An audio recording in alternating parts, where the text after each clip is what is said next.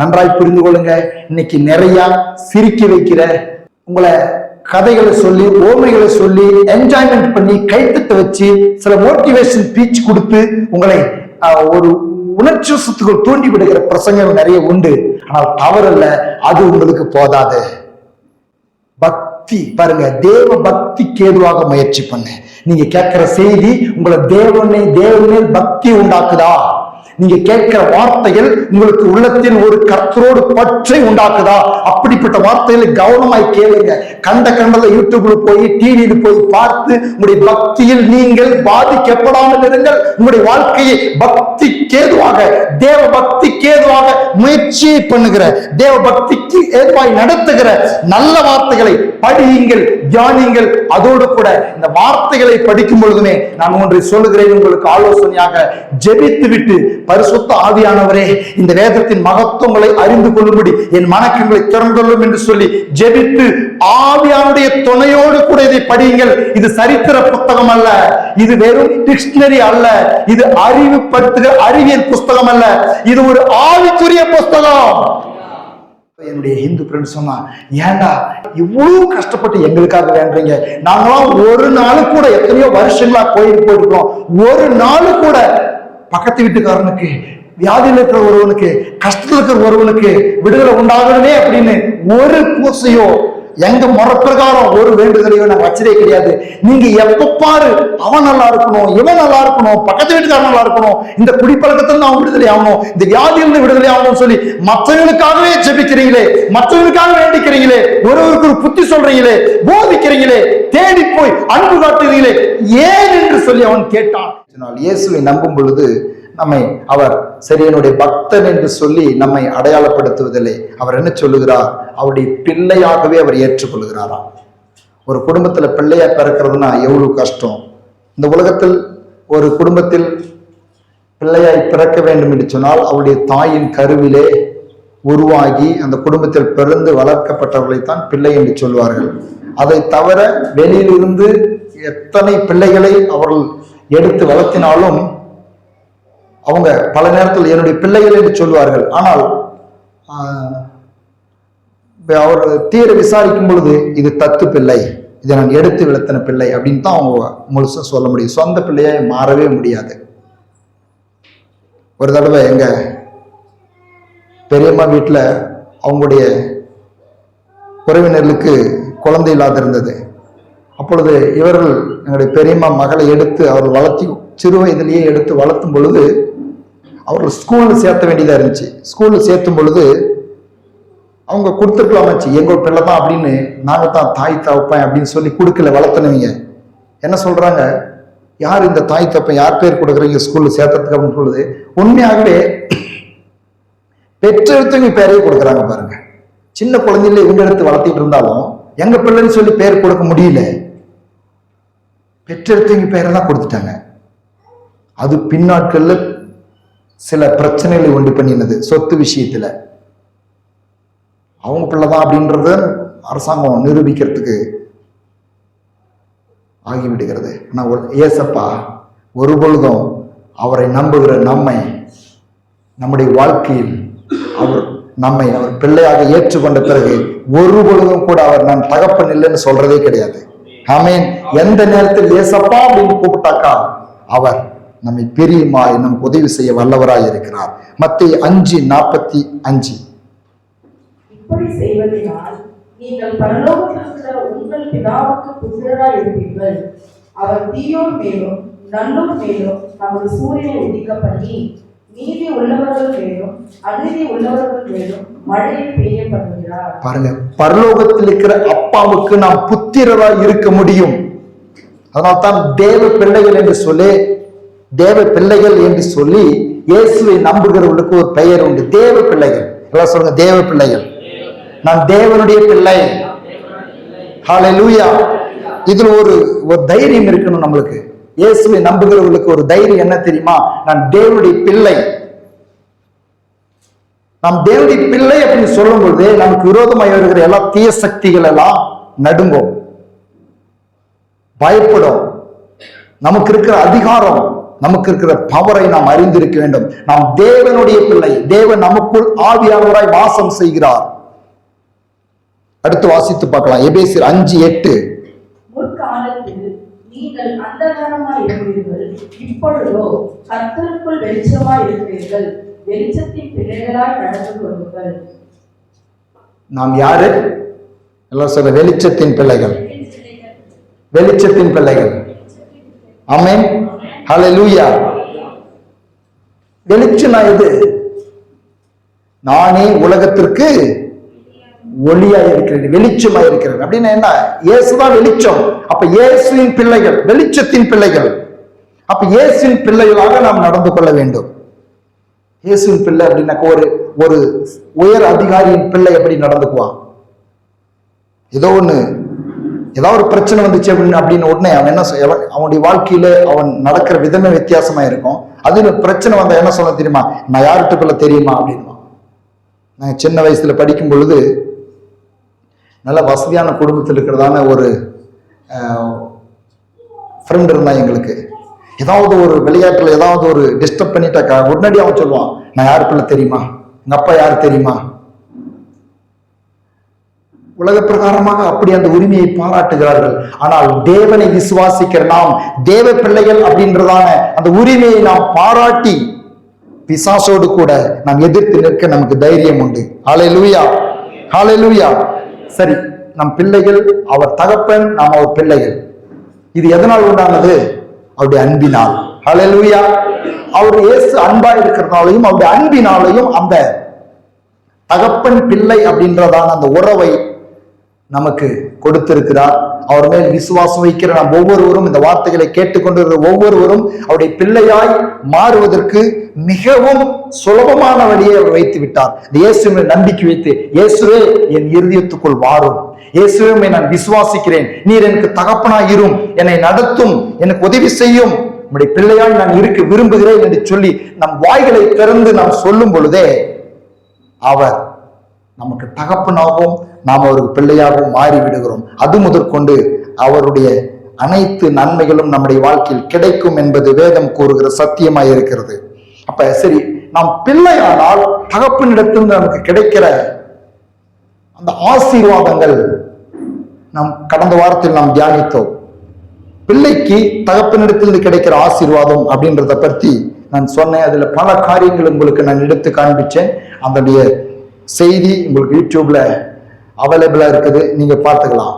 இன்றைக்கு தொடர்ந்து அதையும் தாண்டி சில சத்தியங்களை, பிள்ளைக்குரிய மேன்மையான சில ஒரு ஆசீர்வாதங்களையும் சில சத்தியங்களையும் நான் காண்பித்துக் கொடுக்க விரும்புகிறேன், பரிசுத்தாவின் துணையோடு கூட. கடந்த நாட்களில் சொன்னதை கொஞ்சம் நினைவுபடுத்தி விடுகிறேன். அந்த பிள்ளைக்கு கிடைக்கிற ஆசீர்வாதத்தில் பல ஆசீர்வாதங்களை நான் சொன்னேன். அதில் முதலாவது ஒரு ஆசீர்வாதம் என்ன என்று சொன்னால், தகப்பனிடத்திலிருந்து கிடைக்கிற அன்பு. அதுதான் லூக்கா 15:20 வாசிக்கலாம். எடுத்து புறப்பட்டு தன் தகப்பனிடத்தில் வந்தான். அவன் தூரத்தில் வரும்போதே அவனுடைய தகப்பன் அவனை கண்டு மனதுருகி ஓடி அவன் கழுத்தை கட்டிக்கொண்டு அவனை முத்தம் செய்தான். முதலாவது தகப்பனிடத்தில் இந்த பிள்ளைக்கு கிடைக்கிறதான முதல் ஆசீர்வாதம், தூர போயிருக்கிறான், தகப்பன்கிட்ட தூர போயிட்டான், தகப்பனிடத்தில் கடந்து வரும் பொழுது அந்த தகப்பன்கிட்ட நிறைய நன்மைகள் இருக்குது. ஆனா முதலாவது அவனை கட்டி தழுவி முத்தமிட்டு, அல்லேலூயா, எல்லாம் சொல்லுங்க, இயேசுவின் அன்புக்காக நன்றி. யார் வந்தாலும் அணைத்துக் கொள்கிறார். அதனால தான் பாருங்க, இன்னைக்கு எப்பேற்பட்ட பாவத்திலும் சாபத்திலும் வியாதியிலும் கவலையிலும் கண்ணீரிலும் துன்பத்திலும் வேதனையிலும் நொறுக்கப்பட்டு ஜனங்களால் புறக்கணிக்கப்பட்டு வாழ்க்கையின் தாழ்வு நிலையில் இயேசு அண்டையில் வரும் பொழுது முதலாவது அவருடைய உள்ளத்திற்கு ஒரு அன்பு கிடைக்கிறது, ஒரு நிறைவு உண்டாகிறது. மற்ற காரியங்கள் எல்லாம் பிறகு தருகிறார், பிறகு எல்லா நன்மைகளையும் அவனுக்கு தருகிறார். அடுத்து அவர் தம்முடைய ஆவியை தருகிறார். இந்த பரலோக தகப்பன் இயேசு ஞானஸ்தானம் எடுத்து மத்தேயு 3:16-17 இயேசு ஞானஸ்தானம் பெற்று ஜலத்திலிருந்து கரை ஏறின உடனே இதோ வானம் அவருக்கு திறக்கப்பட்டது. தேவ ஆவி புறாவை போல் இறங்கி தம்மேல் வருகிறதை கண்டார். அன்றியும் வானத்திலிருந்து ஒரு சத்தம் உண்டாகி, இவர் என்னுடைய நேசகுமாரன், இவரில் பிரியமா இருக்கிறேன் என்று உரைத்தது. பாருங்க, தேவன் தகப்பனானா நாம பிள்ளைகளா இருக்கிறோம். அப்ப இயேசு இதுக்கு அடையாளமாக வாழ்ந்தார். நம் மத்தியிலே அவர் வாழ்ந்து காட்டினார். இந்த உலகத்திலே என்னவாம், ஞானஸ்தானம் எடுத்து, அதாவது இயேசு கிறிஸ்து சொந்த இரட்சகராக ஏற்றுக்கொண்டு அவருடைய பிள்ளையாய் மாறின உடனே அவருடைய ஆவியை நமக்கு தருகிறார். அல்லேலூயா. கடவுளுடைய ஆவியானவரை நமக்கு தருகிறார். என் அன்பு தேவனுடைய பிள்ளைகளை நன்றாய் புரிந்து கொள்ளுங்கள். இயேசுவை நம்பி வாழ்வது, இயேசுவின் வழியில் நடப்பது, இயேசுவின் நன்மைகளை சுதந்திரித்துக் கொள்வது, இயேசு கிறிஸ்துவின் பிள்ளையாய் வாழ்வது என்பது ஒரு சுய முயற்சி அல்ல. நம்முடைய சுய விருப்பத்தின்படி நாம் வாழ்ந்து விடுவது அல்ல, சுய சக்தியினால் வாழ்வதும் அல்ல. கிறிஸ்துவ வாழ்க்கை என்பது அவருடைய ஆவியின் வல்லமையினால் அவருக்காக வாழ்வதுதான் கிறிஸ்துவ வாழ்க்கை. ஹல்லேலூயா. இன்னைக்கு அநேகர் நினைக்கிறாங்க, எனக்கு சில நன்மைகள் கிடைச்சிட்டா போதும், இயேசு நம்புறேன்னு சொல்றாங்க. நல்லது, நன்மைகள் கிடைக்கும், இயேசுவை நம்புகிறோம். ஆனால் அவருடைய பிள்ளைகளாய் நாம் தொடர்ந்து வாழ வேண்டும் என்று சொன்னால் அவருடைய ஆவியானுடைய துணை தேவை. ஹல்லேலூயா. இன்னைக்கு அநேகர் ஏன் இயேசுவினிடத்தில் வந்து நன்மைகளை பெற்றுக்கொண்டும், சுகத்தை பெற்றுக்கொண்டும், விடுதலையை பெற்றுக்கொண்டும் தொடர்ந்து இயேசு கிறிஸ்துவின் பிள்ளைகளாய் சாட்சியாய் தகுதியான வாழ்க்கை வாழ முடியவில்லை என்று சொன்னால் சொந்த முயற்சியில் பரிசுத்தமாய் வாழ, ஒழுக்கமாய் வாழ முயற்சிக்கிறார்கள். ஆனால் பரலோக தகப்பனுக்கு தெரியும், என்னுடைய பிள்ளைகள் இந்த பூமியிலே தங்கள் சொந்த முயற்சியில் வாழ முடியாது. அவரை ஏற்றுக்கொண்டவர்கள் ஒவ்வொருவருக்கும் அவருடைய ஆவியை தருகிறார். பாருங்க, தேவ ஆவியானவர் புறாவை போல் இறங்கினார். ஆவியானவரால் நிரப்பின பிறகு இயேசுவை பரலோகம் சொல்லுகிறது, இவர் என்னுடைய நேசகுமாரன். ஹல்லேலூயா. இப்ப நீங்களும் நானும் இந்த வார்த்தைகளை கேட்டுக்கொண்டிருக்கிற நீங்கள் நானும் அவருடைய நேசகுமாரனாய், புத்திரராய், புத்திரிகளாய், பிள்ளைகளாய் இருக்கிறோம். உங்களையும் என்னையும் அவருக்காய் வாழ பண்ணுவதற்கு அவருடைய ஆவியின் வல்லமை நமக்கு வேண்டும். அதை தருகிறார், அவர் தந்திருக்கிறார். விசுவாசித்து அவருடைய ஆவியானுடைய ஆளுகைக்கு நம்மை கொடுக்கும் பொழுது அவருடைய பிள்ளையாய் தொடர்ந்து வாழலாம். இதுதான் மிக சிறந்த அவருடைய பிள்ளைகளுக்கு, தேவ பிள்ளைகளுக்கு இருக்கிறதான மிகப்பெரிய ஆசீர்வாதங்க. தகப்பன் பிள்ளைகள் கொடுக்கிற, பரலோக தகப்பன் அவரை நம்புகிற நமக்கு, அவருடைய பிள்ளைகளாய் இருக்கிற நமக்கு கொடுக்கிற மிகப்பெரிய ஒரு ஆசீர்வாதம். ஓகே, இந்த நாள்ல இன்னொரு சில காரியங்களை நான் அதையும் தாண்டி எடுத்து காண்பிக்க விரும்புகிறேன். பிள்ளைகளுக்கு தகப்பனிடத்தில் கிடைக்கிற இன்னொரு ஆசீர்வாதம், இதெல்லாம் ஒரு ஆசீர்வாதமா அப்படின்னு சொல்லி நீங்க கேட்கலாம். ஆனா உண்மையிலேயே நான் இது ஒரு ஆசீர்வாதமானதாய் பார்க்கிறேன். வாசிக்கலாம். சிச்சை, எபேசியர் 12:7-11. நீங்கள் சிச்சையை சகிக்கிறவர்களாய் இருந்தால் தேவன் உங்களை புத்திரராக எண்ணி நடத்துகிறார். தகப்பன் சிச்சையாத புத்திரன் உண்டோ? எல்லாருக்கும் கிடைக்கும் சிச்சை உங்களுக்கு கிடையாதிருந்தால் நீங்கள் புத்திரராய் இராமல் பேசி பிள்ளைகளாய் இருப்பீர்களே. அன்றியும் நம்முடைய சரீரத்தின் தகப்பன்மார்கள் நம்மை சிற்றிக்கும் போது அவர்களுக்கு நாம் அஞ்சு நடந்திருக்க, நாம் பிழைக்கத்தக்கதாக ஆவிகளின் பிதாவுக்கு வெகு அதிகமாய் அடங்கி நடக்க வேண்டும் அல்லவா? அவர்கள் தங்களுக்கு நலவென்று தோற்றினபடி கொஞ்ச காலம் சிற்றித்தார்கள். இவரோ தம்முடைய பரிசுத்தத்திற்கு நாம் பங்குள்ளவர்கள் ஆகும் பொருட்டு நம்முடைய பிரயோஜனத்துக்காகவே நம்மை சிற்றிக்கிறார். எல்லாரும் சொல்லுங்க, நம்முடைய, என்னுடைய, அப்படி சொல்லுங்க.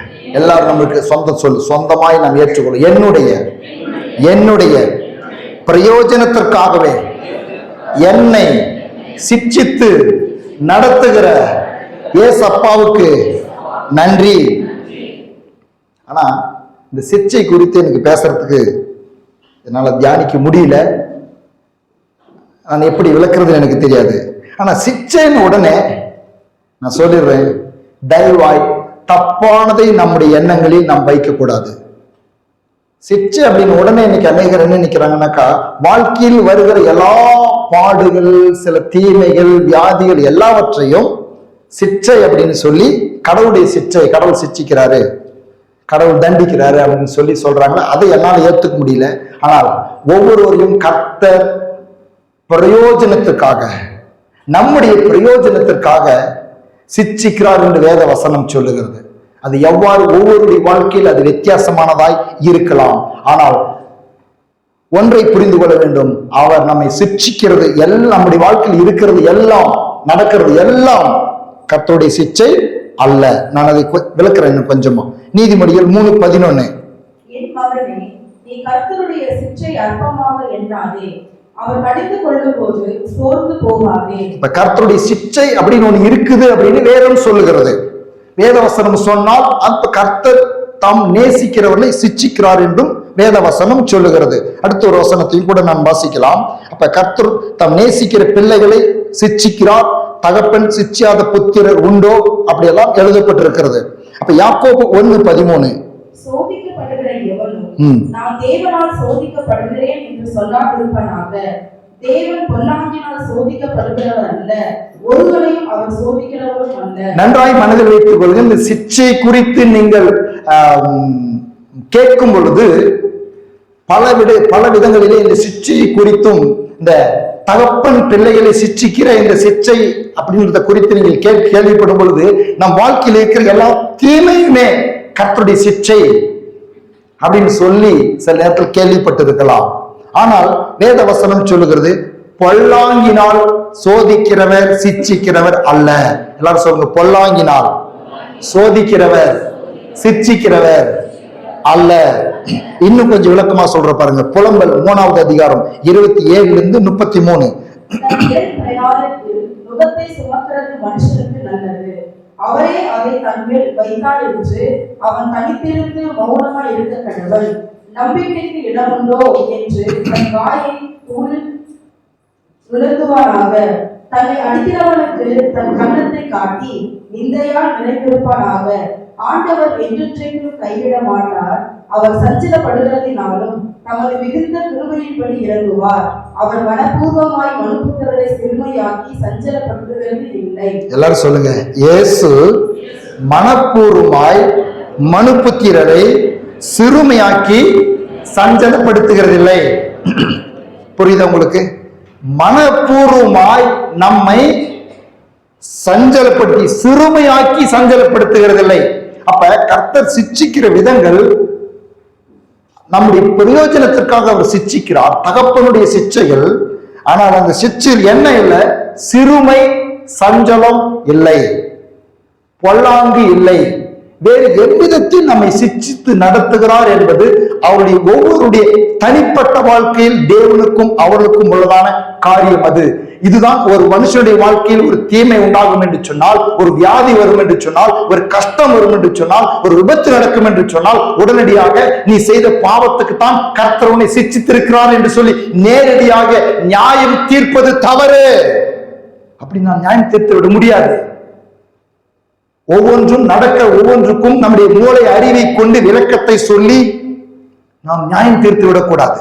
இன்னைக்கு அநேகர் அப்படிதான் சொல்றாங்க. ஒரு மனுஷனுக்கு ஏதாவது ஒரு விபத்து நடந்துருச்சா, கர்த்தர் பார்த்தியா சிட்சிட்டாரு. ஒரு வியாதி வந்துச்சா, கர்த்தப்பா நல்லா அடிச்சிட்டாரு.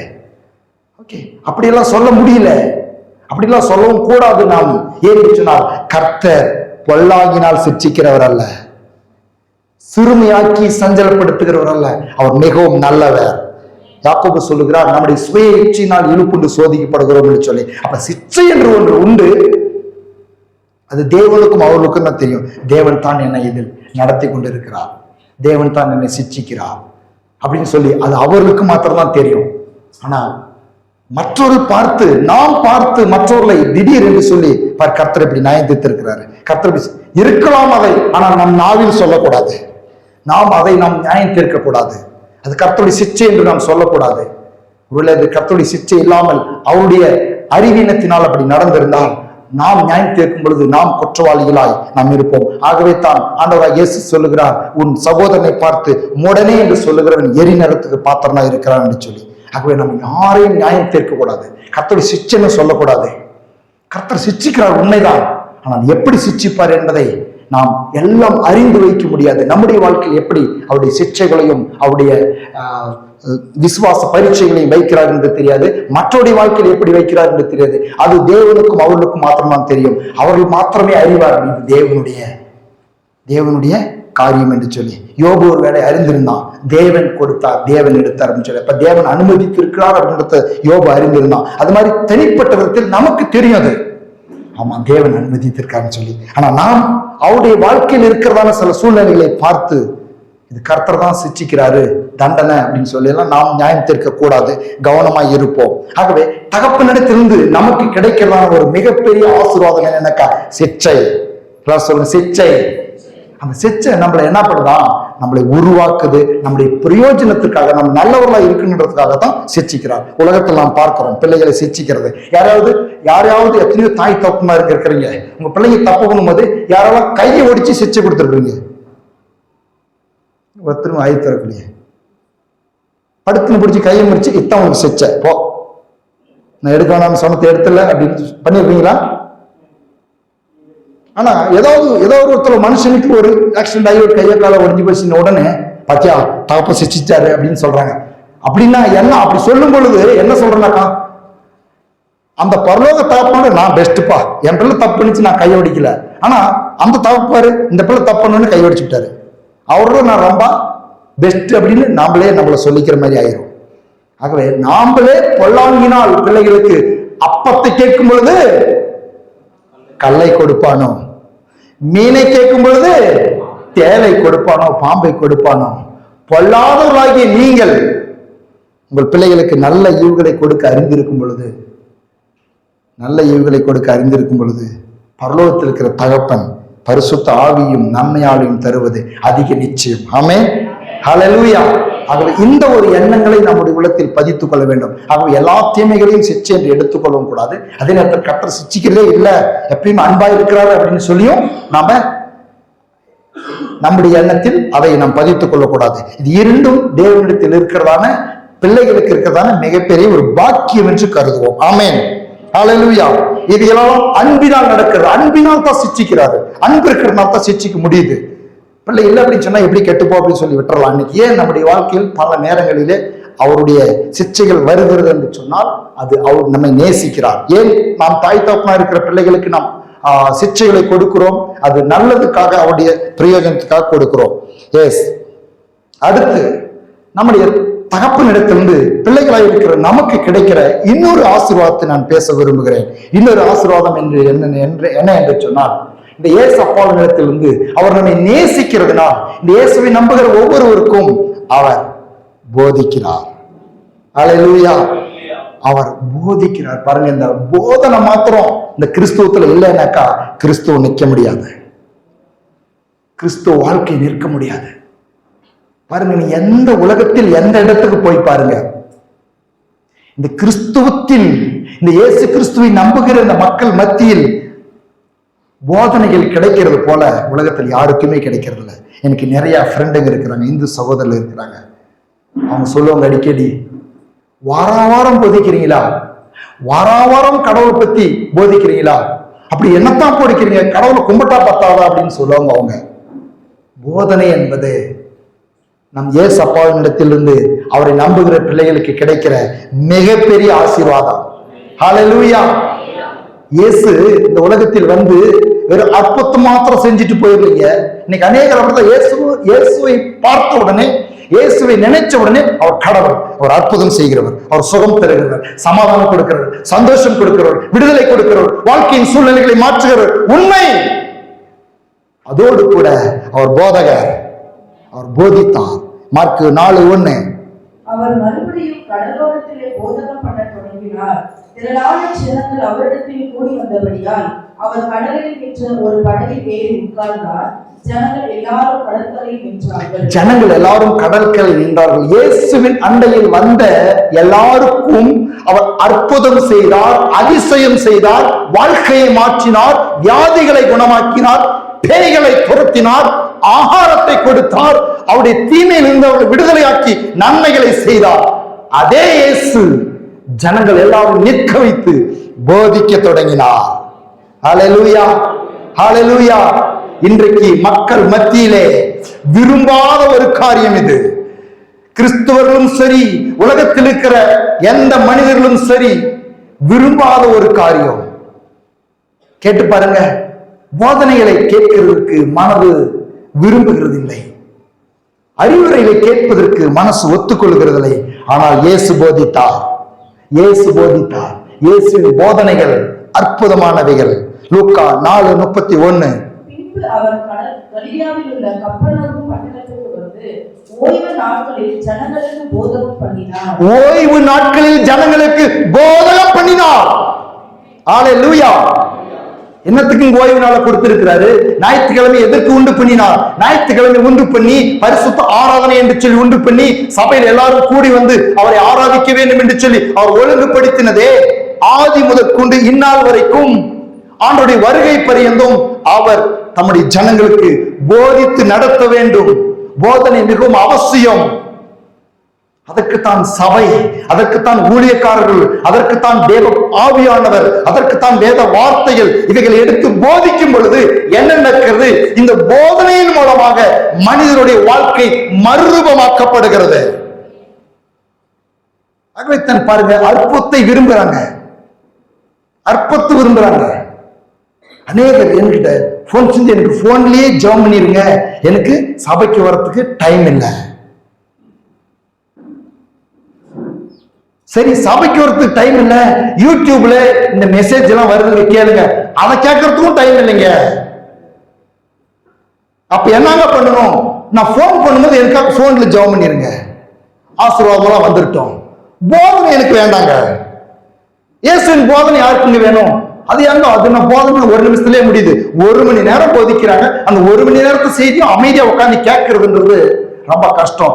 போதனையை, அறிவுரையை, ஆலோசனையை, கடிந்து கொள்ளுதலை மனம் விரும்பாதபடிக்கு பிசாசு கடினப்படுத்தி விட்டான். தேவ பிள்ளைகளே, நாம் ஜாக்கிரதையா இருப்போம்.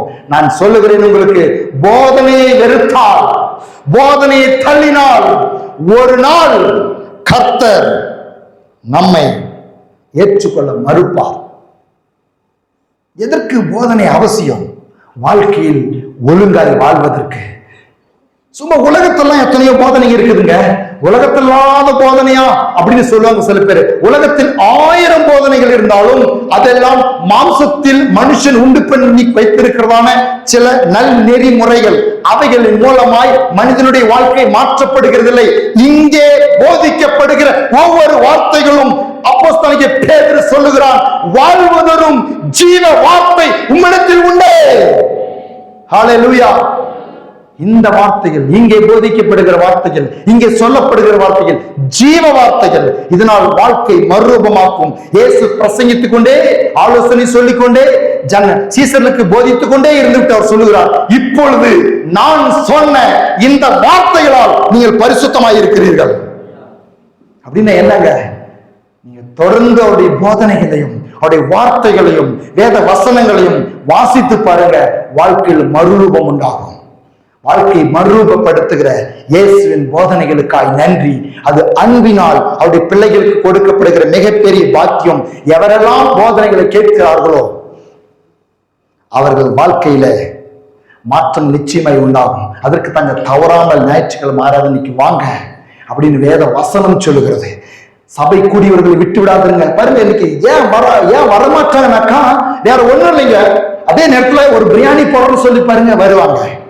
இல்ல ஒரு டான்ஸ் ஆடுறோம்னு சொல்லி பாருங்க, வருவாங்க. இல்ல ஒரு பாடல் நிகழ்ச்சின்னு சொல்லி பாருங்க, வருவாங்க. இல்ல ஞாயிற்றுக்கிழமை போனா 1 மணி நேரம் கர்த்தருடைய வார்த்தை கேட்பதற்கு இருதயத்தை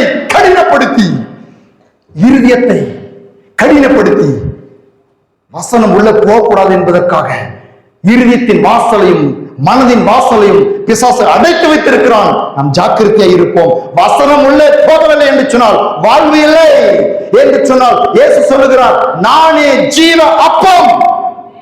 இயேசு ஜீவ அப்பம். அவருடைய வார்த்தைகள் ஜீவ அப்பம், வாழ்வு தரும் வார்த்தைகள். இது அவருடைய போதனைகள் நமக்கு மிகவும் அவசியம். இது தகப்பனிடத்தில் நமக்கு கிடைக்கப்பட்ட மிகப்பெரிய ஒரு பாக்கியமாய் நான் கருதுகிறேன். அவருடைய போதனை மாத்திரம் நமக்கு கிடைக்கவில்லை என்று சொன்னால் முதலே சொல்லுகிறது, நம்முடைய வாழ்க்கை சீர்கெட்டு போயிருக்கும். வாசிக்கலாம் அடுத்து லூக்கா 5:3. அப்பொழுது அந்த படவுகளில் ஒன்றில் ஏறினார். அது சீமோனுடையதா இருந்தது. அதை கரையிலிருந்து சற்று தள்ளும்படி அவனை கேட்டுக்கொண்டு அந்த படவில் உட்கார்ந்து ஜனங்களுக்கு போதகம் பண்ணினார். அவர் கடவுள் தானங்க, வெறும் அற்புதத்தை செஞ்சுட்டு அப்படி போயிருக்கலாம் பாருங்க. அவர் என்ன பண்றாரு? வந்தைகளுக்கு போதகம் பண்ணுகிறார், போதகம் பண்றாரு, பிரசங்கிக்கிறார், அறிவுரை சொல்கிறார், ஆலோசனை சொல்கிறார். இன்னொரு வசனத்தை வாசிக்கலாம், லூக்கா 13:26. அப்பொழுது நீங்கள் உம்முடைய சமூகத்தில் போஜனபானம் பண்ணினோமே, நீ எங்கள் வீதிகளில் போதகம் பண்ணினீரே என்று சொல்லுவீர்கள். பாருங்க என்ன சொல்றது, வீதிகளில் போதகம் பண்ணினீரே. இன்னைக்கு சொல்றாங்க, எங்க பார்த்தாலும் பிரசங்கம் பண்றாங்க, எங்க பார்த்தாலும் போதகம் பண்றாங்க, எங்க பார்த்தாலும் பிரசங்கம் பண்றாங்க, வேற என்னங்க செய்யறது? ஏசப்பா கொடுத்திருக்கிறார், அது எல்லாருக்கும் போதகம் பண்ணுங்க, போதகம் பண்ணுங்க. ஏன்னாக்கா ஒரு மனுஷன் ஒண்ணுமே புரியல. ஒரு தடவை ஒரு வயதான ஒரு தாயார் ஒரு சபையில கலந்து கொண்டு, அவர்களுக்கு படிக்க தெரியாது, எழுத தெரியாது, ஆனா தவறாமல் ஆராதனைக்கு வந்து உட்காந்துக்குவாங்க, ஒண்ணுமே புரியாது அவங்களுக்கு. அந்த தாயிடம் போய், நீங்க சபைக்கு இப்படி வந்துட்டு போறீங்களே, உங்களுக்கு என்னங்க நடக்குது அப்படின்னு சொல்லி ஒருத்தர் கேட்டிருக்காரு. அப்ப அந்த அம்மா சொல்லுது, வரும்போது என்னமோ ஒரு மூட்டையை சுமந்துட்டு வராம இருக்குதுங்க, போகும்போது ஃப்ரீயா போற மாதிரி இருக்குது அப்படின்னாங்க. சரி, செய்தி ரொம்ப நல்லா இருந்துச்சு, ரொம்ப நல்லா இருந்துச்சுங்க, ஆசீர்வாதம் ரொம்ப ஆசீர்வாதம் வச்சுங்க. என்னங்க பாஸ்டர் பேசினாரு? தெரியாதுங்க. பாஸ்டர் என்ன தலைப்புல பேசினாரு, என்ன சத்தியத்தை பேசினாரு? அதெல்லாம் தெரியாதுங்க. நான் வந்து ஒரு துணியை வெளுக்கிற வேலையை பண்றேன், அழுக்கு துணியை வெளுக்கிற வேலையை பண்றேன். அழுக்கு துணி எல்லாம் தூக்கிட்டு போவேன், அதை நல்லா வேடிச்சு சுடு தண்ணியில் போட்டு வெளுத்து சுத்தம் செய்து திரும்பி கொண்டாந்து கொடுத்தனாக்க அது பளிச்சுன்னு இருக்கும். அவங்க கிட்ட கொடுக்கும் பொழுது அது மாதிரி தாங்க என் வாழ்க்கையில் நடக்குது. ஆனா என்ன பிரச்சனை பண்ணாலும் தெரியாது. அப்ப ஒன்று அந்த ஊழியக்காரர் புரிந்து கொண்டார், ஒன்னும் புரியலனாலும் ஜீவ வார்த்தைகள் ஒரு மனிதனுடைய வாழ்க்கையில் சுத்தத்தை உண்டு பண்ணுகிறது. அறிவில் ஒன்னும் புரியல, ஆனால் ஆவியில் மாற்றங்களை உண்டு பண்ணுகிற ஜீவ வார்த்தைகளுக்காய் நன்றி. அதுக்குத்தான் போதனை தேவை. வீதியில் போதிக்கிறார். அடுத்து வாசித்து பாருங்க, அப்போஸ்தலர் நடபடிகள் 5வது அதிகாரம் 21-25. அவர்கள் அதை கேட்டு அதிகாலமே தேவாலயத்தில் பிரவேசித்து போதகம் பண்ணினார்கள். பிரதான ஆசாரியரும் அவனோடு கூட இருந்தவர்களும் வந்து ஆலோசனை சங்கத்தாரையும் இஸ்ரவேல் புத்திரரின் முன்பர் எல்லாரையும் வரவழைத்து அப்போஸ்தலர்களை கொண்டு வரும்படி சிறைச்சாலைக்கு சேவகரை அனுப்பினார்கள். சேவகர் போய் சிறைச்சாலையிலே அவர்களை காணாமல் திரும்பி வந்து சிறைச்சாலை மிகுந்த பத்திரமாய் பூட்டப்பட்டிருக்கவும் காவல்காரர் வெளியே கதவுகளுக்கு முன் நிற்கவும் கண்டோம். திறந்த பொழுதோ உள்ளே ஒருவரையும் காணோம் என்று அறிவித்தார்கள்.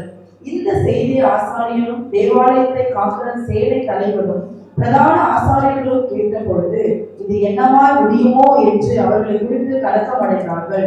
அப்பொழுது ஒருவன் வந்து, இதோ நீங்கள் காவலில் வைத்த மனுஷர் தேவாலயத்திலே நின்று ஜனங்களுக்கு போதனை பண்ணுகிறார்கள் என்று அவர்களுக்கு அறிவித்தார். ஏற்கனவே இவங்க போதனை பண்றாங்க அப்படின்னு சொல்லி தான் பிடிச்சி சிறைச்சாலையில போடுறாங்க. சிறைச்சாலையிலிருந்து அற்புதமா வெளியே கூட்டிட்டு போறாரு. கூட்டிட்டு போய் என்ன பண்றாங்க? திருப்பி ஒளியில திருப்பியும் போதனை தான்.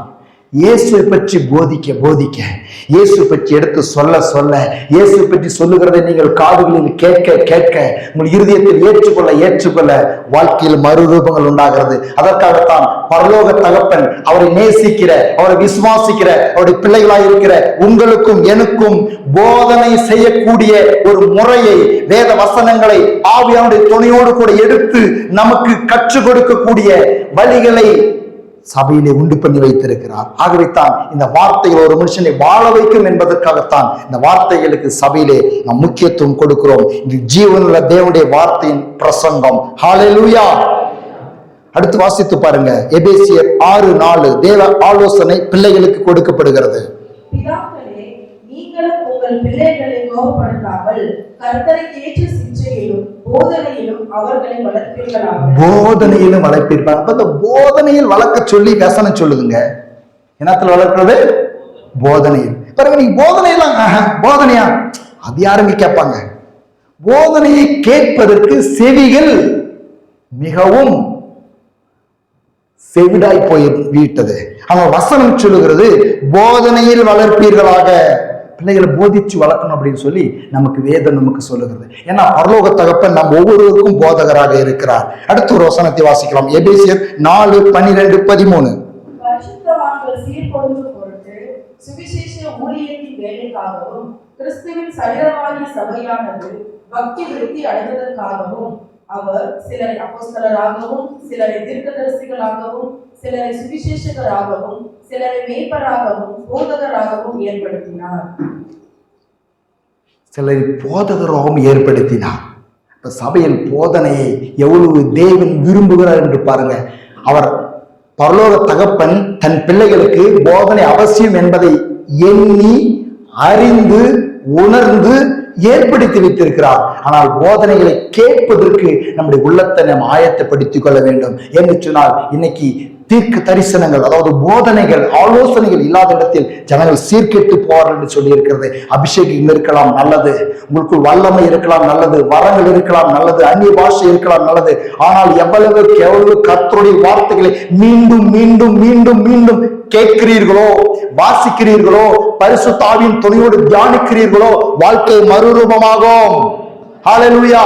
வாழ்க்கையை மறுரூபமாக்குகிறது வெறும் ஆவியானவர் மாத்திரம் அல்ல. ஒரு டிப்ஸ் சொல்லும் பொழுது, டாக்டர் ஒரு டிப்ஸ் சொல்லும் பொழுது ஒரு காரியத்தை நான் கேட்டேன். அதாவது நாம் சுறுசுறுப்பா இருக்க வேண்டும் என்று சொன்னால் அதிகமாக தண்ணீர், சுடு தண்ணியோ பச்சை தண்ணியோ, நமக்கு ஒத்துக்கொள்கிற தண்ணீரை அதிகமாய் குடித்தால் நம்முடைய சரீரத்தில் சுறுசுறுப்பு உண்டாகுமா? எவ்வளவு தண்ணி குடிக்கிறோமோ அவ்வளவு ஆக்டிவா சுறுசுறுப்பா நம்முடைய சரீரத்தின் அவயவங்கள் ஃபங்க்ஷன் பண்ணுமா? அப்ப ஆவியானவர் வரும்பொழுது அப்படிப்பட்டதான நமக்குள் ஒரு உற்சாகமும் அபிஷேகமும் ஆனாலும் அந்நிய பாஷையும் நம் குதூகலமும் கொண்டாடுகிறோம். ஆனால் வெறும் தண்ணியே குடிச்சிட்டு இருந்தா அவர் சுறுசுறுப்பா இருக்காருங்க. தகுதியான நல்ல கெட்டியான உணவுகளையும் சாப்பிட்டா மாத்திரம்தான் நம்ம சரீரத்துல அந்த சுறுசுறுப்பா இருப்பதற்கு தேவையான சத்து இருக்கும். இன்னைக்கு அநேகருடைய வாழ்க்கையில இது ரெண்டையும் மேனேஜ் பண்ண தெரியாத அநேகர் தடுமாறி கொண்டிருக்கிறதை பார்க்கிறோம். ஆவியில் நிரம்புகிறதுக்காக ஸ்தோத்திரம்.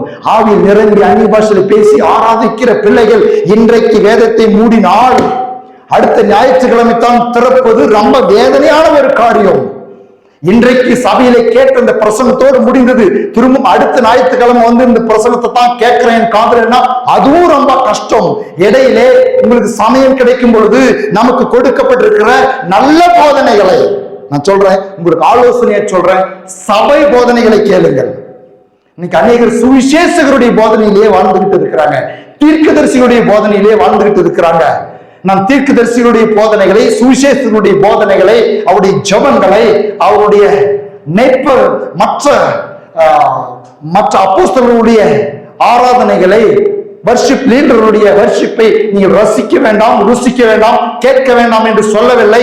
தேவ பிள்ளைகளாய் மாறின பிறகு, இயேசுவுக்கு பிள்ளைகளாய் மாறின பிறகு ஒரு சபையில் சபை போதகனுடைய செய்தி எங்கெல்லாம் சபையை வைத்து அந்த சபையில் ஞாயிற்றுக்கிழமையில் அதுவும் விசேஷமா இன்னும் நான் அஸ்திபாரமாய் சொல்ல வேண்டும் என்று சொன்னால், ஞாயிற்றுக்கிழமை நாளிலே சபைக்கு தேவன் கொடுக்கிற சத்தியங்களை, சபை போதகருடைய செய்திகளை உங்களுக்கு எல்லாம் வான் அலைகளில் நிரம்பி கிடக்கிறது.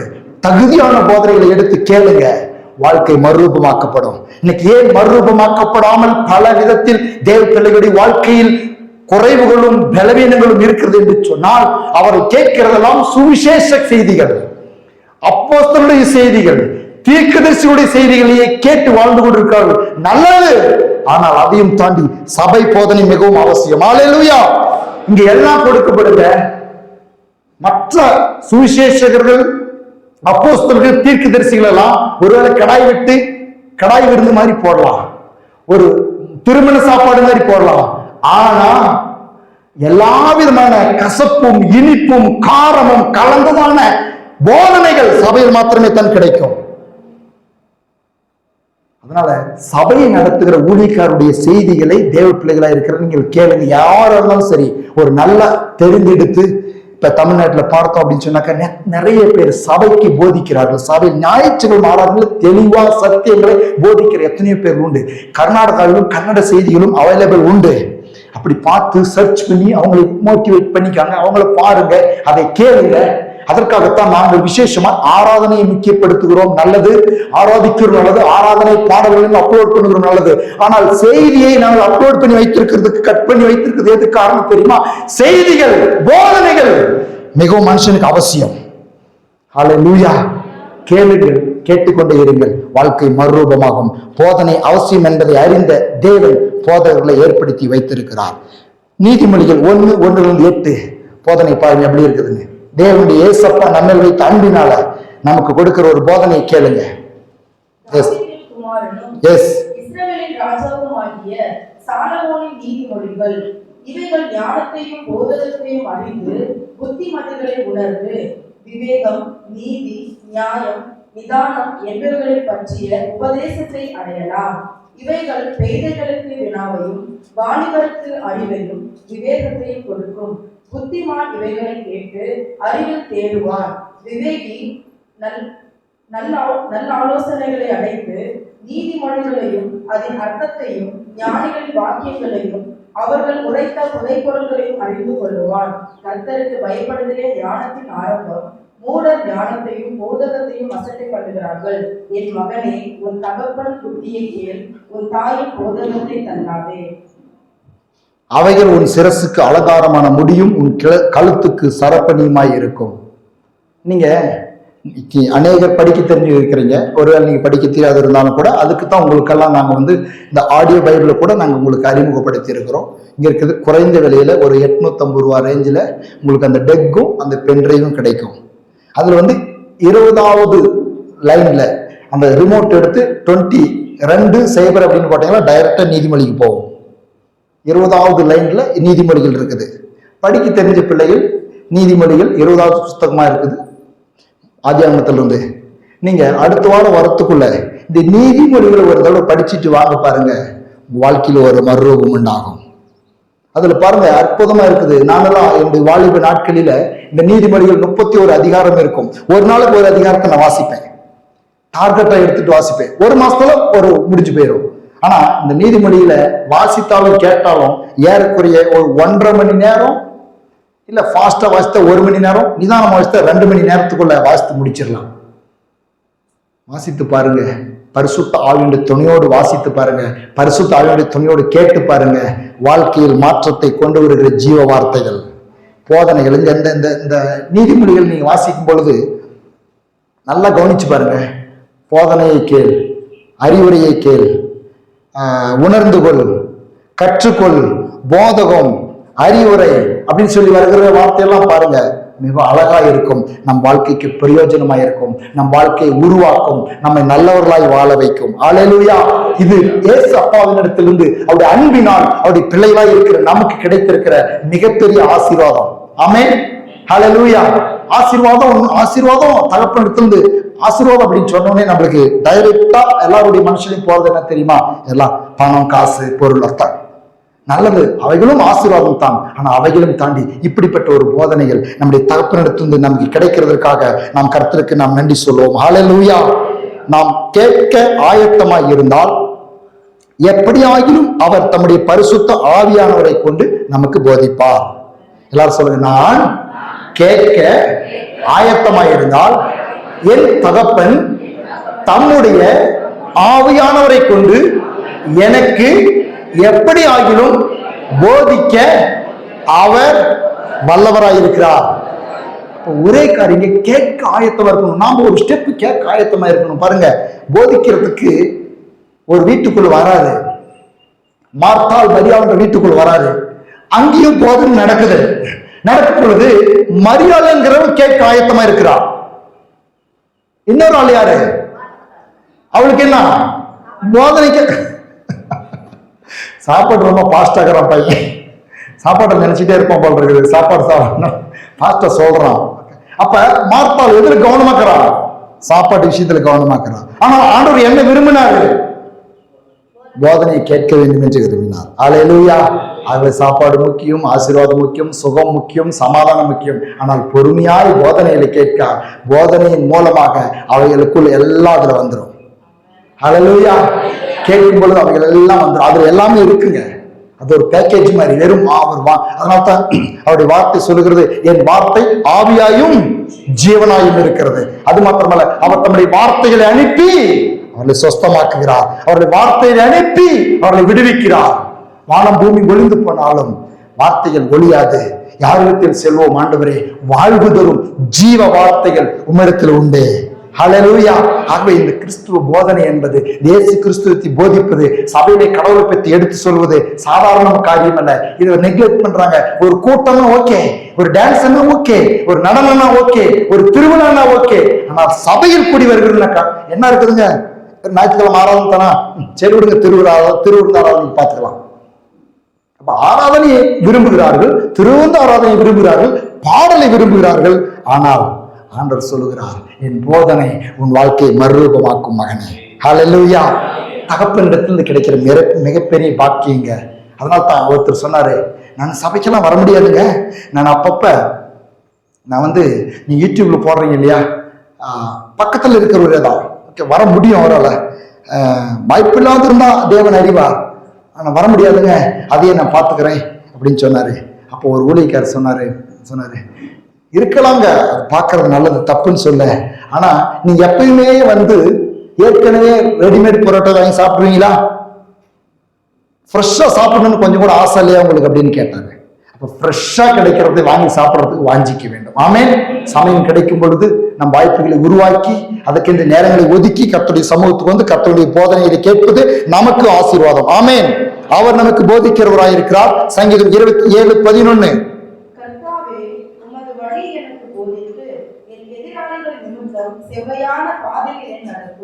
என்ன சொல்லுகிறான்? எல்லாரும் சொல்லுவோமா? அவனை போல நாமும் கேட்போமா? நம் தகப்பனிடத்தில் கேட்போமா? எல்லாரும் சொல்லுங்க, கர்த்தாவே என் தகப்பனே எனக்கு போதித்து செவ்வையான பாதையில் என்னை நடத்தும். ஹல்லேலூயா. செவ்வையான பாதையை நடத்தும் அப்படின்னு சொல்லி எனக்கு போதித்து நடத்துங்கப்பா. எனக்கு தெரியல, எப்படி வாழ்றதுன்னு தெரியல. நான் பல நேரங்கள் அழுது இருக்கிறேன். பல நேரங்கள் அப்படி முழங்கால் படியிட்டு 2 கையில உயர்த்தி, ஆண்டவரே வாழ தெரியல, எங்க போகணும்னு தெரியல, யார கல்யாணம் பண்ணிக்கணும்னு தெரியல, என்ன வேலை செய்யணும்னு தெரியல, என்ன படிப்பு படிக்கணும்னு தெரியல, எனக்கு போதிங்க. அவர் போதிப்பாருங்க, அவர் தகப்பன். ஆமென். தெரியலன்னு சொல்லி உண்மையா நம்மளை தாழ்த்துறதான் அவர் விரும்புற மிகப்பெரிய ஒரு விருப்பம். அவரு நம்ம எப்பயுமே எல்லாம் தெரிஞ்சுக்க மாதிரி நடந்தா தான் ரொம்ப ஆபத்து. நமக்கு ஒண்ணும் தெரியலன்னு சொல்லும் பொழுது அவர் போதிப்பார். சங்கீதம் 32:8. நான் உனக்கு போதித்து நீ நடக்க வேண்டிய வழியை உனக்கு காட்டுவேன், உன் மேல் என் கண்ணை வைத்து உனக்கு ஆலோசனை சொல்லுவேன். இப்படிப்பட்ட வாக்குத்தத்தம் எடுத்துக்கான உரிமை பாராட்டுங்க. நான் உங்களுக்கு போதிப்பேன்னு சொல்லியிருக்கிறீங்களே, என் பரலோக தகப்பன் எனக்கு போதியுங்க. பிள்ளைக்கு போதிக்கிறதுக்கு தான் தகப்பன் இருக்கிறார். கேட்டா போதுங்க, அவரிடத்துல அவர் போதிக்கிறார். அடுத்து வாசிக்கலாம், ஏசாயா 48:17. இஸ்ரவேலின் பரிசுத்தராய் இருக்கிற ஒரு மீட்பரான கர்த்தர் சொல்லுகிறதாவது, பிரயோஜனமாய் இருக்கிறதை உனக்கு போதித்து நீ நடக்க வேண்டிய வழியிலே உன்னை நடத்துகிற ஒரு தேவனாகிய கர்த்தர் நானே. எல்லாம் சொல்ல, பிரயோஜனமாய் இருக்கிறதை எனக்கு போதித்து நான் நடக்க வேண்டிய வழியில் என்னை நடத்துகிற என் தகப்பனாகிய ஆண்டவருக்கு நன்றி. எப்படி சொல்றாரு பாருங்க. இப்படி யாருங்க போதிச்சு நடத்த முடியும்? இன்னைக்கு எல்லாரும் கூட எப்படி போதிக்கிறாங்கன்னாக்கா, நம்மளுக்கு உண்மையா மனசார நல்லத்தை போதிக்கிறதே இல்லைங்க, நல்லத்தை சொல்றதே இல்லைங்க. எப்ப கெட்டு போகணும், எப்ப முறிஞ்சு போகணும், எப்ப நாசமா போகணும், இப்படியே குடிச்சு அழிஞ்சு போகணும், நம்மளுக்கு என்ன அப்படின்னு நினைக்கிற இந்த உலகத்துல நல்லதை போதிக்கிறார், நல்லமானதை போதிக்கிறார், பிரயோஜனமானதை போதிக்கிறார் இந்த இயேசு ஆண்டவர். ஹல்லேலூயா. நமக்கு பிரயோஜனமானதை போதிக்கிறார். அதுக்காகத்தான் அவருடைய வருத்தப்பட்டு பாரம் சுமக்கிறவர்களே எல்லாரும் இன்றைக்கு வாருங்கள், நான் உங்களுக்கு இளைப்பாறுதல் தருவேன். வருகிற ஒவ்வொருவருக்கும் அவர் போதித்து நடத்துகிறார். கொலோசியர் 3:16 சொல்லுகிறது, கிறிஸ்துவின் வசனம் உங்களுக்குள்ளே சகல ஞானத்தோடும் பரிபூர்ணமாக வாசமாய் இருப்பதாக, சங்கீதங்களினாலும் கீர்த்தனைகளினாலும் ஞான பாட்டுகளினாலும் ஒருவருக்கு ஒருவர் போதித்து புத்தி சொல்லிக் கொண்டு உங்கள் இருதயத்திலே கர்த்தரை பக்தியுடன் பாடி. பாருங்க, இந்த கிறிஸ்துவத்தின் மாத்திரமே, இந்த இயேசு கிறிஸ்துவின் அன்பிலால் நிறையப்பட்ட இயேசுவின் பிள்ளைகளாய் மாற்றப்பட்டவர்களுக்குள்ள இருக்கு, அவருக்குள்ள மாத்திரம் இருக்கிறதான ஒரு சிறப்பு பாக்கியம், ஒரு சிறப்பான ஒரு பாக்கியமான ஒரு செயல் என்னன்னாக்கா, ஒருவருக்கு ஒரு புத்தி சொல்லிக்கொண்டு ஒருவருக்கு ஒரு போதித்து. உலகத்துல பாருங்க, யாருமே ஒரு தடவை சொன்னாங்க, ஒரு தடவை என்னுடைய ஹிந்து ஃப்ரெண்ட் சொன்னா, ஏங்க சார் இவ்வளவு கஷ்டப்பட்டு எங்களுக்காக வேண்டீங்க? நாங்களாம் ஒரு நாள் கூட எத்தனையோ வருஷங்களா கோயிலுக்கு போயிருக்கோம், ஒரு நாள் கூட பக்கத்து வீட்டுக்காரனுக்கு, வியாதியில் இருக்கிற ஒருவனுக்கு, கஷ்டத்தில் இருக்கிற ஒருவனுக்கு விடுதலை உண்டாகணுமே அப்படின்னு ஒரு பூசையோ எங்க முறப்பிரகாரம் ஒரு வேண்டுதலையோ நாங்க வச்சதே கிடையாது. நீங்க எப்ப பாரு அவன் நல்லா இருக்கணும், இவன் நல்லா இருக்கணும், பக்கத்து வீட்டுக்காரன் நல்லா இருக்கணும், இந்த குடிப்பழக்கத்துல அவன் விடுதலை ஆகணும், இந்த வியாதியிலிருந்து விடுதலை ஆகணும்னு சொல்லி மற்றவங்களுக்காகவே ஜெபிக்கிறீங்களே, மற்றவங்களுக்காக வேண்டிக்கிறீங்களே, ஒருவருக்கு ஒரு புத்தி சொல்றீங்களே, போதிக்கிறீங்களே, தேடி போய் அன்பு காட்டுறீங்களே, ஏன் என்று சொல்லி அவன் கேட்டான். இது கிறிஸ்துவத்தில் இருக்கிறதான கிறிஸ்துவின் பண்பு, கிறிஸ்துவின் அன்பு, கிறிஸ்துவின் உள்ளம். அதுதான். அதனால் தான் தேடி செல்கிறோம், ஜெபிக்கிறோம், ஆறுதல் சொல்கிறோம், உற்சாகப்படுத்துகிறோம், அவர்களை வாழ வைக்க துடிக்கிறோம். என்று கிறிஸ்து எங்களை வாழ வைத்தார், எங்களை தேடி வந்தார். இயேசுவின் போதனையை நாங்கள் அவருக்கு கொடுக்கிறோம், இயேசுவை பற்றி சொல்லுகிறோம், போதித்து புத்தி சொல்லிக் கொண்டு இருதயத்தில் கர்த்தரை பக்தியுடன் பாடி. எஸ், ஹல்லேலூயா. 1 தீமோத்தேயு 4:1-7. ஆவியானவர் வெளிப்படையாய் சொல்லுகிறபடி பிற்காலங்களிலே மனசாட்சியின் சூடுண்ட பொய்யருடைய மாயத்தினாலே சிலர் வஞ்சிக்கிற ஆவிகளுக்கும் பிசாசுகளின் உபதேசங்களுக்கும் செவி கொடுத்து விசுவாசத்தை விட்டு விலகி போவார்கள்.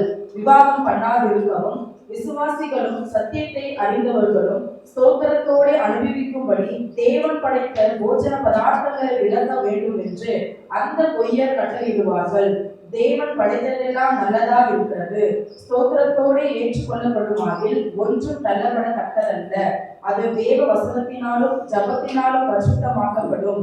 இவைகளை நீ சகோதரருக்கு போதித்து வந்தால் விசுவாசத்திற்குரிய வார்த்தைகளிலும் நீ அனுசரித்த நற்போதகத்திலும் தேவையானாகி இயேசு கிறிஸ்துவுக்கு நல்ல ஊழியக்காரனாய் இருப்பாய். சீர்கேடும் கிழதிகள் பேச்சுமாய் இருக்கிற கட்டு கதைகளுக்கு விலகி தேவ பக்தி கேதுவாக முயற்சி பண்ணு. எல்லாரும் எழுந்து நிற்போமா? தேவ பக்தி கேதுவாக முயற்சி பண்ணு. நன்றாய் புரிந்து கொள்ளுங்க, இது இயேசு அப்பாவினிடத்திலிருந்து நமக்கு கிடைக்கிற மிகப்பெரிய ஒரு பாக்கியமானது. இது எல்லாம் நீங்க போற இடத்துல எல்லாம் கிடைக்காது. ஒரு வல்லமை பெற்ற ஒரு ஊழியக்காரத்துல போனாக்க ஒரு சுகம் கிடைக்கும், அவ்வளவுதான். ஒரு தேவனால் அபிஷேகத்தில் நிறைந்து தேவனால் பயன்படுத்துகிற ஊழியக்காரத்தில் போனா தலைமையில கை வச்சு உங்களுக்காக ஜெபிப்பாங்க, ஒரு விடுதலை உண்டாகும், ஒரு சுகம் உண்டாகும், நன்மை உண்டாகும், நல்லது. ஆனால் அந்த சுகத்தையும் நன்மையும் பெற்று கொண்டு வந்து வாழ தெரியலன்னா என்ன பண்றது? வாழ தெரியலன்னா என்ன பண்றது? ஆகவே தான் வாழ வைக்கும் போதனைகளை, நல்ல போதனைகளை கேட்க இருதயத்துக்கு இடம் கொடுங்கள், சமயத்தை ஒதுக்குங்கள். சபையிலே போதிக்கப்படுகிற போதனைகளை, நல்ல சத்தியங்களை, வசனத்தின் அடிப்படை நல்ல சத்தியங்களை போதிக்கிற சபையிலே கலந்து கொள்ளுங்கள். சத்தியத்துக்கு செவி கொடுங்கள், சத்தியத்தை அறியுங்கள், சத்தியம் விடுதலையாக்கும். அதோடு கூட 1 தீமோத்தேயு 4:7 நன்றாய் புரிந்து கொள்ளுங்க. இன்னைக்கு நிறைய சிரிக்க வைக்கிற, உங்களை கதைகளை சொல்லி, ஓமைகளை சொல்லி, என்ஜாய்மெண்ட் பண்ணி, கைத்தட்ட வச்சு, சில மோட்டிவேஷன் ஸ்பீச் கொடுத்து உங்களை ஒரு உணர்ச்சி வசத்துக்குள் தூண்டி விடுகிற பிரசங்கம் நிறைய உண்டு. ஆனால் தவறல்ல, அது உங்களுக்கு போதாது.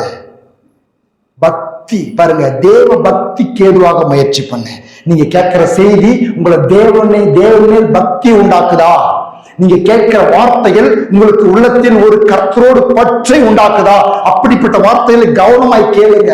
கண்டதை யூடியூப்ல போய் டிவியில போய் பார்த்து உங்களுடைய பக்தியில் நீங்கள் பாதிக்கப்படாமல் இருங்கள். உங்களுடைய வாழ்க்கையை பக்திக்கு ஏதுவாக, தேவ பக்திக்கு ஏதுவாக முயற்சி பண்ணுகிற, தேவ பக்திக்கு ஏதுவாய் நடத்துகிற நல்ல வார்த்தைகளை படியுங்கள், தியானிங்கள். அதோடு கூட இந்த வார்த்தைகளை படிக்கும் பொழுதுமே நான் ஒன்றை சொல்லுகிறேன் உங்களுக்கு ஆலோசனையாக. ஜெபித்து விட்டு பரிசுத்த ஆவியானவரே, இந்த வேதத்தின் மகத்துவங்களை அறிந்து கொள்ளும்படி என் மனக்கங்களை திறந்துள்ளும் என்று சொல்லி ஜெபித்து ஆவியானுடைய துணையோடு கூட இதை படியுங்கள். இது சரித்திர புத்தகம் அல்ல, இது வெறும் டிக்ஷனரி அல்ல, இது அறிவுபடுத்துகிற அறிவியல் புஸ்தகம் அல்ல, இது ஒரு ஆவிக்குரிய புஸ்தகம். ஹல்லேலூயா.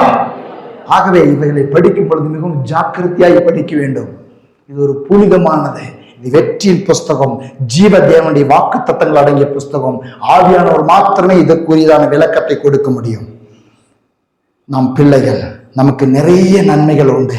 என் ஆத்துமாவே கர்த்தரை ஸ்தோத்திரி, என் முழு உலமையுடைய பரிசுத்த நாமத்தை ஸ்தோத்திரி. என் ஆத்துமாவே கர்த்தரை ஸ்தோத்திரி, கர்த்தர் செய்த சகல உபகாரங்களையும் என்று மறவாதே. ஆமென்.